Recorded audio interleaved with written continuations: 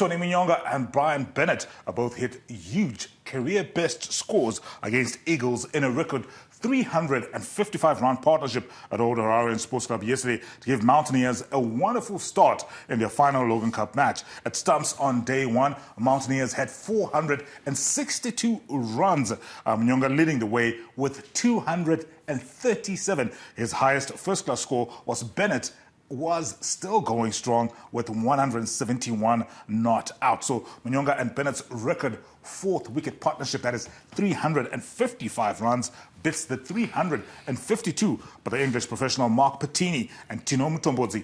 This was for Eagles against Mountaineers at Mutara Sports Club back in the 2014-2015 season. So a bit of an interesting dynamic there. The previous record was Eagles setting that against Mountaineers. Now it's Mountaineers setting this record against Eagles so, years later. Good batting or bad bowling?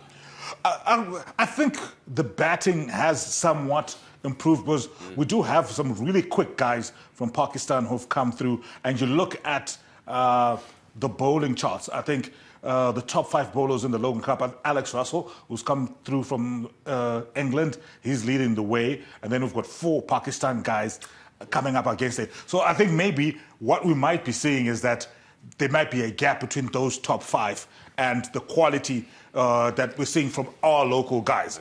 Because you look at the likes of Richard Ngarawa, Blessing Zarabani, they're not currently playing franchise cricket around the world. So some of our best international bowlers not necessarily taking part. No. But I like this for our batters in the sense that they get comfortable. Remember Brian Bennett, he did feature in our last series. This was away to Sri Lanka. And I remember watching him in this, I think it was the second T20, and he just had all the basics right. Like he kept the ball on the ground. He had fantastic fit movement. You know, he would I think the majority of his shots were right middle of the bat.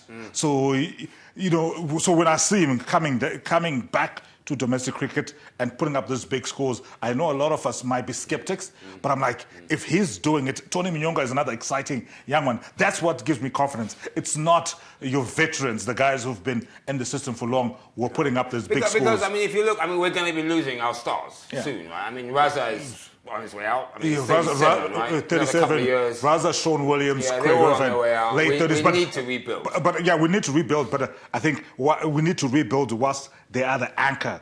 Because otherwise we're throwing these kids into the deep end. And of course, sort out the drug problem. Sort out the drug problem. Well, yeah, I think... That's an issue. Are they confronting that head on? I think they are. No, I think because I've said this before and I'll say it again.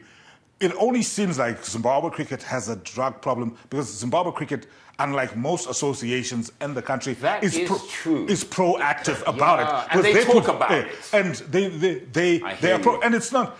And mind you, it's not necessarily about performance enhancing drugs. We've never had a problem. It's usually recreational drugs. And this is not even part of any ICC code. This is part of their own internal structures. They decide whenever they have... So good for them. So it'll be like what's happening now with the Logan Cup. They'll just go and go like, you know what, we're testing you for recreational drug use. And that's how they've been able to identify those problems. Well, whereas in football, for example, you hear whispers and rumors, player X, player Y is on drugs. But you've never heard whether the Zimbabwe Football Association, a club, an individual club, I've never heard of a football player being done, except for Maradona, but then he was I'm saying like snow mountains. But it'll be naive for us to assume that people are not taking recreational drugs. So hat off to Tim Cricket. Hats off to Zimbabwe Cricket in that regard. But anyway. Ipapo ZTN Prime, DSTV channel 294, the place to be.